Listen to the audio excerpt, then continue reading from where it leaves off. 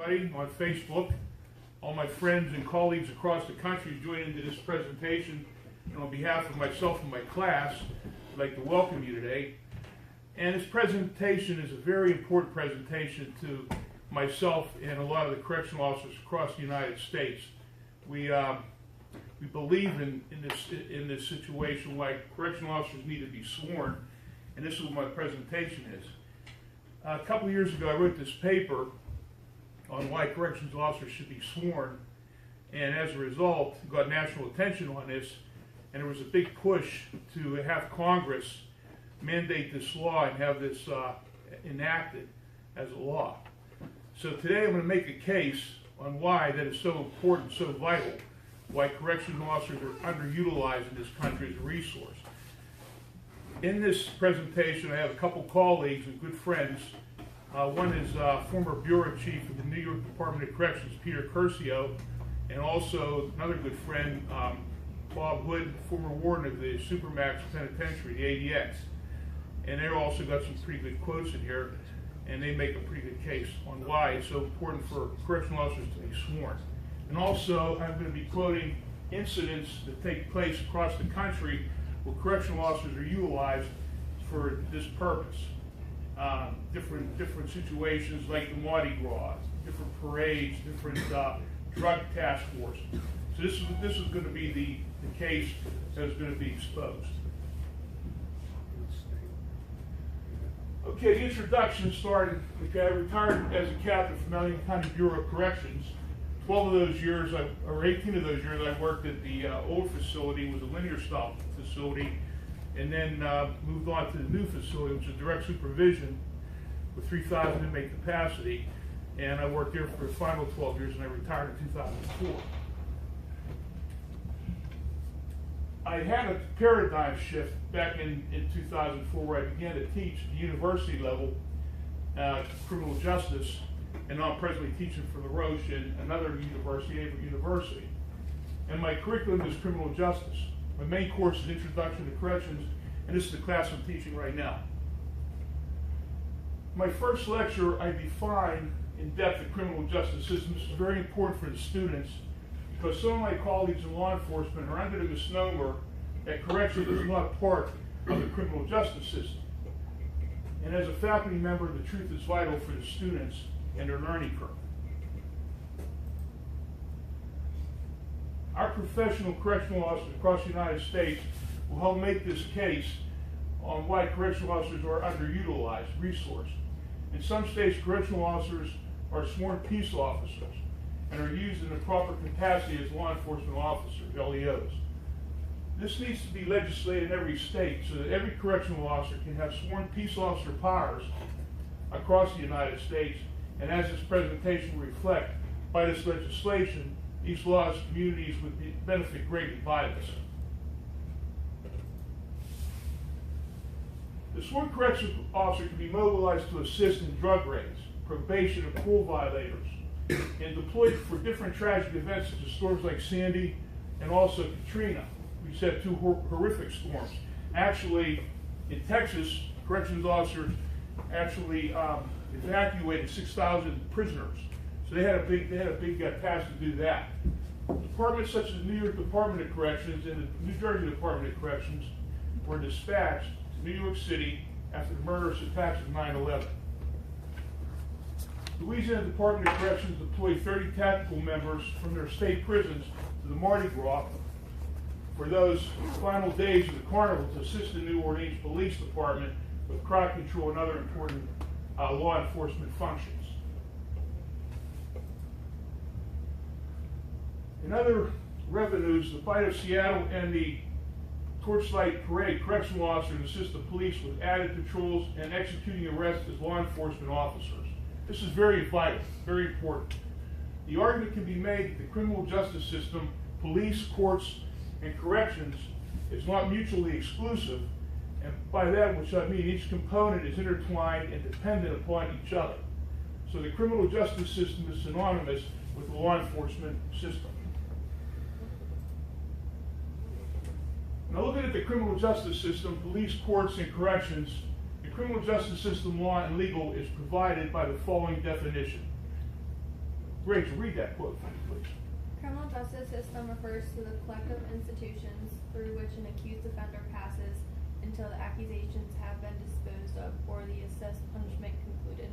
The criminal justice system consists of three main parts. 1. Law enforcement, police, sheriffs, marshals. 2. Adjudication, courts, which include judges, prosecutors, defense lawyers. And 3. Corrections, prison officials, probation officers, and parole officers. All right, thank you. So each component of this criminal justice system, it's very, very important, very vital role to play to ensure that the criminal justice system works in unison. These law enforcement segments are vital and intrinsic upon each other to ensure that justice is served. The police have a very important role and function that exceeds the parameters of controlling crime and protecting society. They have a responsibility to investigate and arrest individuals who are suspects in some type of criminal activity. Drakeford and Freeman. I wanted to really look at this criminal justice system and show how each component is intrinsic upon the other component. So when the police expedite an arrest, the information is presented to the prosecutor by the law enforcement agency. If the arrest meets the criteria for a probable cause, for example, the prosecutor will consider whether formal charges can be brought against the action in a court of law. To charge someone with a crime, Drakeford and Freeman state that there are two instances that must be presented: actus reus and mens rea. Actus reus is the act of committing a crime, and mens rea is the mental knowledge of committing that crime. One without the other typically results in a lower charge against the defendant. So if the case is not strong enough, the prosecutor may elect to drop the charges, subjecting the police to potential civil suits for false arrest. If no charges are filed, the accused must be released.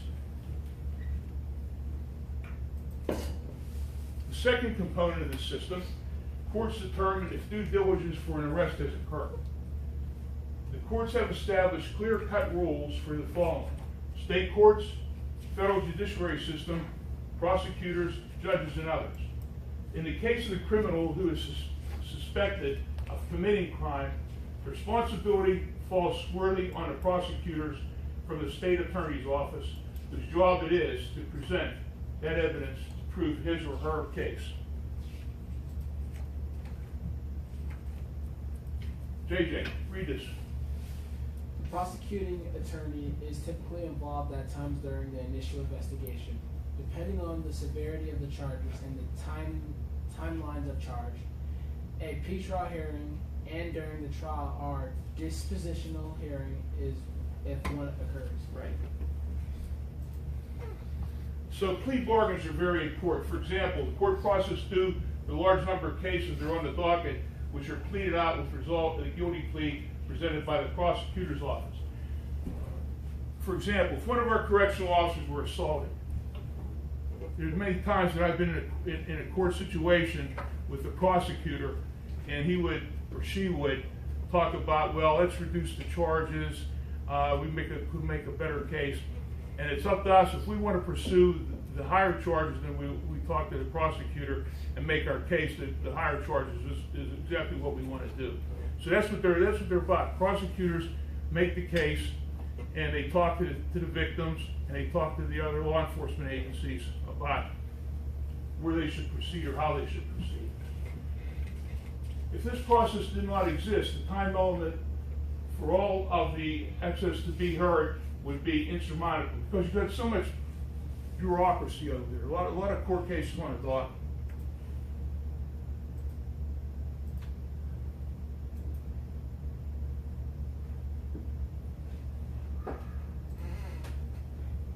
Okay.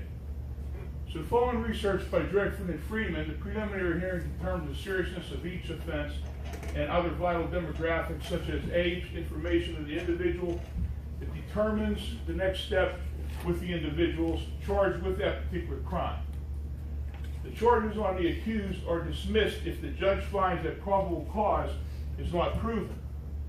So in the case of felonies, or the other hand, probable cause is established by the judge, may decide to bind the case over for the grand jury. So that means that the duty of the grand jury is to find if the evidence presented is sufficient to indict and bring the case to an end for trial.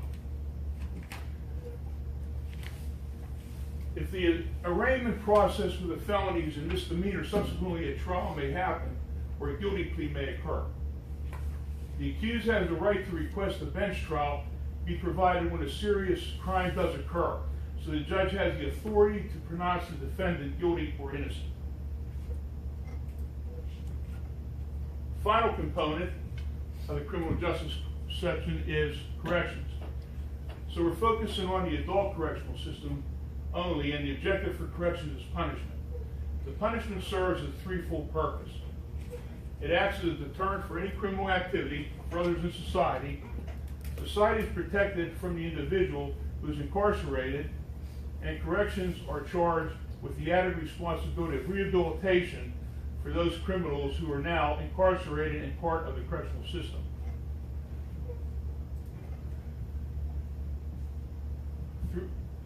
The thought behind rehabilitation is it provides a general education diploma or vocational programs. This is a good program in a prison situation. Actually, we have it in our county prison. And the situation with a GED, when you enter or when you exit, you do your sentence and you exit the prison, you have a stigma of prosecution follows you. At least if you have a GED or diploma, at least you can have some kind of an offering to society. So that's a good program. Vocational programs are good also.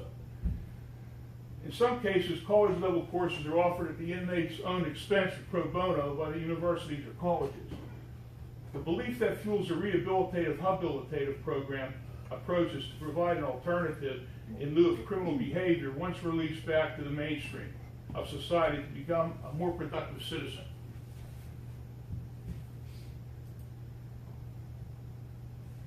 Now, recidivism is a high level. We have almost 2.5 million individuals incarcerated in the local, state, and federal correctional systems. There are certain opportunities which can be created for the benefit of the released criminal and the mainstream of society. The process originates when a criminal is sentenced to a correctional facility. The individual can be sentenced to the state, local, or federal level. If the criminal is sentenced to the local level, he or she can spend up to 1 year incarcerated. In some cases, sentences on a local level can be 11.5 to 23 months. Now, in our case, in Allegheny County, that sentence used to be a state sentence. Then they moved it to a county sentence. So we have certain inmates that do 11.5 to 23 months at our facility. In one specific case, an inmate was incarcerated in our old facility for 7 years while appealing a rape and murder case. This is one of the many unique examples that exist in the matrix on local incarceration.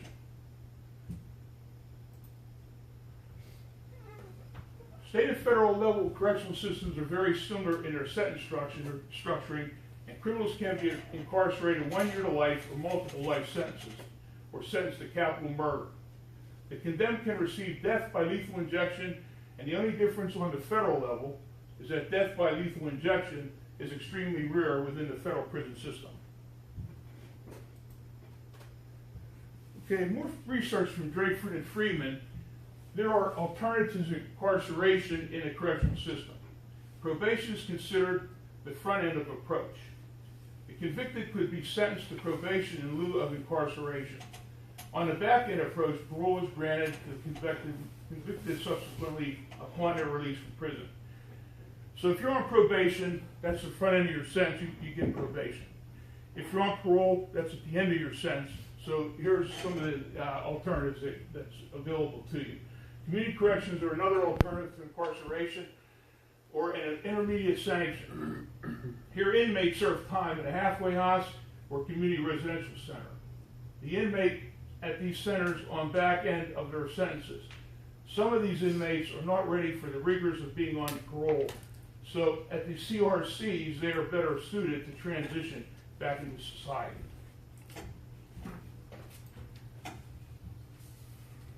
Now, the duty for a correctional officer begins when any law enforcement agency on a local, state, or federal level executes an arrest or on a criminal. These criminals can be charged with various crimes, from homicide, rape, drug trafficking, bank robbery, pedophile, child molestation, and any other criminal offense that can violate the crimes code. Law enforcement agencies deposit these criminals at the local level correctional facilities. The correctional officers process these newly admitted actors through their intake and booking areas. At our former facility, in the intake booking area, we had anywhere from 30 to 50,000 inmates processed there every year. If the newly admitted actor is not released on bail, the new actor becomes an inmate and is incarcerated until he or she is adjudicated by the court. So after inmates are sentenced, they are transferred, usually by the Sheriff's Department, to state correctional facilities. Now, if they're a federal inmate, they're transferred by the United States Marshal Service to the federal institutions. They also the marshals transport the inmates to court. Like if we had an inmate who was a federal inmate and he was going to federal court, he would be transported by United States Marshals to and from court. Okay, since I wrote this, I'll read it. The profession of corrections can be a very exciting and rewarding experience. Correctional professionals realize just how dangerous this profession can be. As a correctional officer, you're locked behind those doors with some of the most dangerous, violent, and recalcitrant prisoners every day of a career that could span a period of 20 to 30 years or more. Society is under a misnomer that the prisoner's contact with the correctional personnel is on a limited basis. They are not aware that correctional officers and staff are in constant contact with these individuals. When walking into a correctional facility, a correctional officer can be at risk from the time their shift begins to the time the shift ends.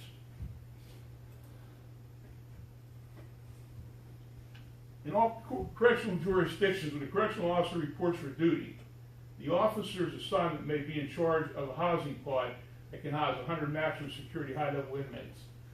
This officer is secured on these housing pods with no weapons, and their standard equipment is in most institutions consists of a pair of handcuffs, in some cases oleoresin caps that come, pepper spray, and a radio to call central control if there's a problem. Also, according to me, the question still lingers. Why is corrections not considered law enforcement? I am certain that these are the same criminals that law enforcement arrested and the court sentenced to them to be incarcerated at our correctional institutions.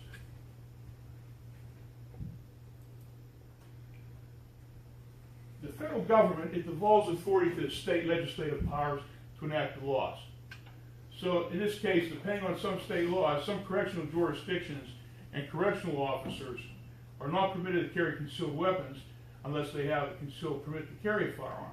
This is ludicrous, and here's the reason why. A correctional officer's in danger does not end when they exit those gates.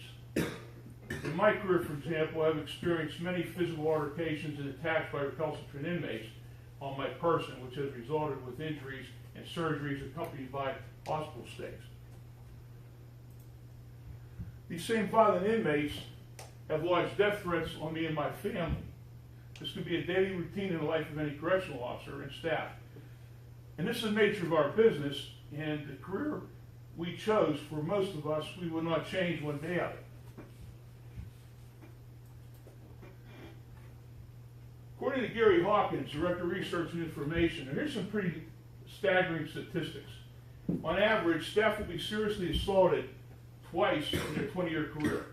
In 2002, 33,000 assaults per year, 90 assaults per day, 3.7 assaults per hour. In 2002, county and local facilities, 2.7 assaults, or 2.7 staff assaults per 100 inmates. State facilities, 1.4 staff assaults per 100 inmates, and the Federal Bureau of Prisons facilities, 0.9% staff assaults per 100 inmates. In 2009, county and local facilities, 20,215 estimated assaults. State facilities, 19,752 estimated assaults. And the Federal Bureau of Prisons estimated assaults, 1,859, and 41,826 total estimated assaults per year. This is staggering. And the case is, this is why it's ludicrous that they don't want corrections officers carrying concealed weapons. In the state of Pennsylvania, the crime codes, we are considered peace officers, so we're able to carry weapons in the case of an escaped felon. These statistics state the case why correctional officers need to be authorized to carry concealed weapons to protect themselves and their families.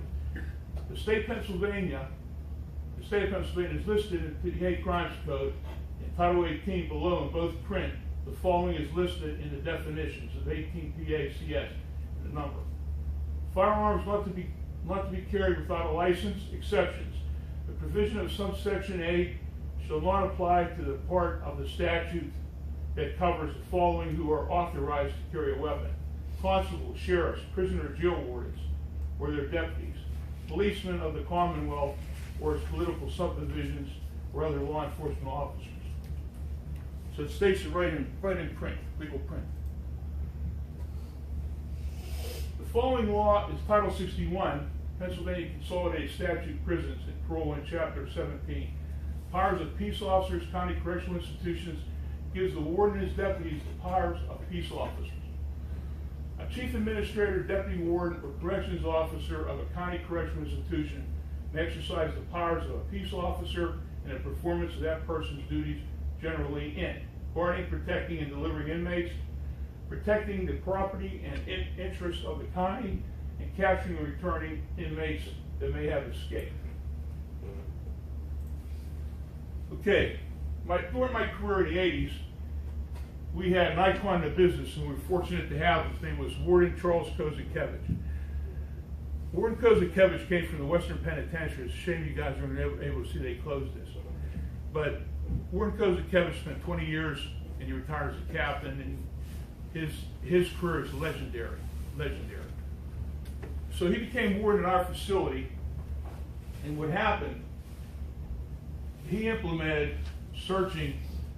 We had a particular inmate who escaped from our facility, and he would get leads, and we would go to, under his authority, we'd enter homes, bars, restaurants, and other areas to search for escaped felons. We did that. One dangerous escapee was apprehended by the warden and with the assistance of local law enforcement. This apprehension took place at this Fleabag Hotel located off of Route 51. The apprehension was successful, and they recaptured him.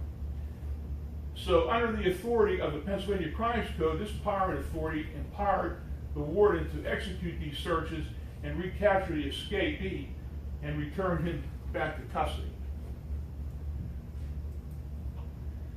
Now, with sworn peace officers in North America, peace officer or law enforcement officer is any public sector or agent whose duties involve primarily enforcing the laws that can include the following: police officers, prison officers, custom officers, state troopers, special agents, immigration officers, parole officer, and others.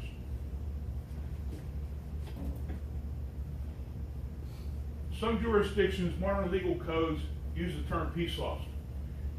In other jurisdictions, they use the term LEO, or law enforcement officer. This happens through legislation of state laws with law enforcement authority. So this law enforcement authority is granted to anyone sworn, badged, and able to be armed. These peace officers have the same vested power to execute and arrest for prosecution as city police officers, county sheriffs, deputies, and state troopers do. Zach, read that for me. Peace officer, any person who by virtue of his office or public employment is vested by law with the duty to maintain public order or to make arrests for offenses, whether that duty extends to all offenses or is limited to specific offenses, or any person on active state duty pursuant to 51 PA relating to active duty for emergency. The term peace officer shall also include any member of any park police department of any county in the third class. Right. When you do not have peace officer arrest power, this can create a dilemma for your institution. For example, a civilian leaves clothes for an inmate. This happens a lot of times in our situation. An officer finds dangerous contraband. He could actually find, or she could find weapons, handguns, knives, drugs, etc. At that time, you must detain that individual and notify a local police agency. Now, our police agency at the jail is still the county police, right, Paul? County police? It was. Yeah. A police officer would be pulled off the streets from his or her duties to respond to the facility's call. You have to wait until the police officer arrives and takes that individual into custody. If you are a sworn law enforcement officer, you can execute the arrest right there on the premises and and take that individual to your intake and booking area division at your local level. Now, in a state correctional facility, that individual can be actually transported by the Department of Corrections to the local level for arraignment on those charges. So it makes it a lot easier and more efficient. Now, according to the California Department of Corrections and Rehabilitation, on December 3rd, 2010, they reported the following. Their institution population reported in December 31st, 2010, was 162,821, which was a 3.5% decrease from the previous year.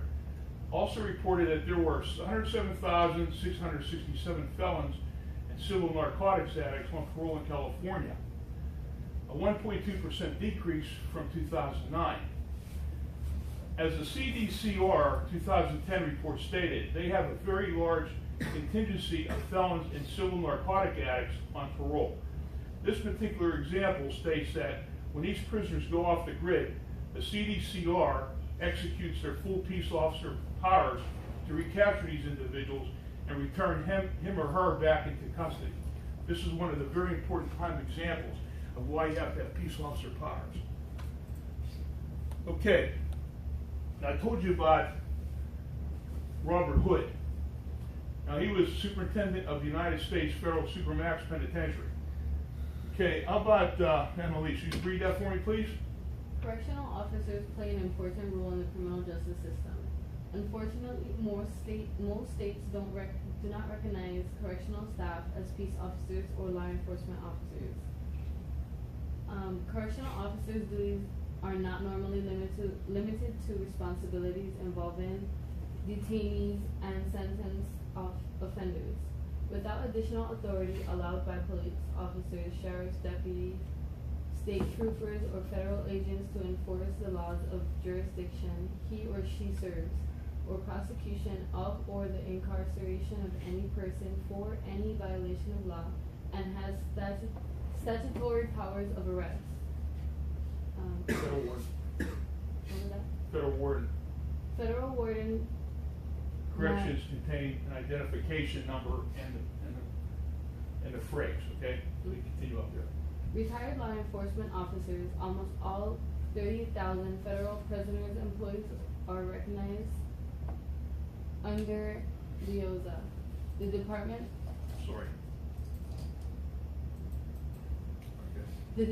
of Justice considers Bureau of Prison employees as LEO.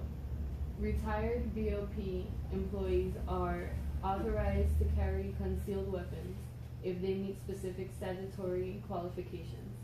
They are also exempt from state laws prohibiting the carrying of concealed firearms. The CJ system, local, state, and federal, should classify all correctional officers as sworn peace officers or LEOs.